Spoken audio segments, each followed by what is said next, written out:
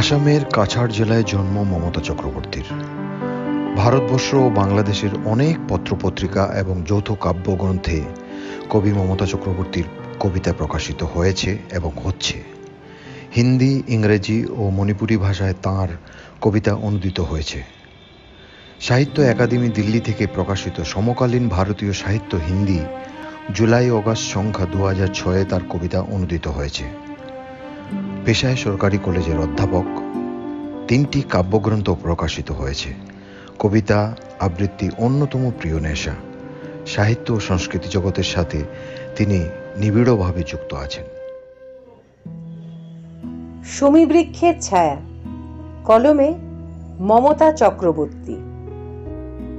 তোমার জন্যে লুকিয়ে রাখি সমবেত অরণ্যে যাযাবর মুহূর্ত।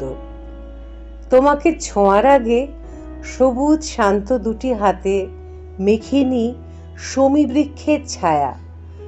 প্রজাপতির প্রখর ঘ্রাণ, পাহাড়, নদী তোমায় ছুঁয়ে থাকতে চায় বলেই চারপাশে এত রঙিন ওড়াওড়ি। উজান বাওয়া অগ্রাহ্য করেছি তোমাকে ভালোবেসে। এলিয়ে দিইনি তৃষ্ণার্ত হাতের তালু। উন্মুক্ত চোখ, মুখ, ঘনচুল ঢেকেছে লজ্জার আয়ু। তোমাকে ছুতে গিয়ে সন্তর্পণে চলে ডুব সাঁতার, খরস্রোতা বহুগামী অতল পারাবার।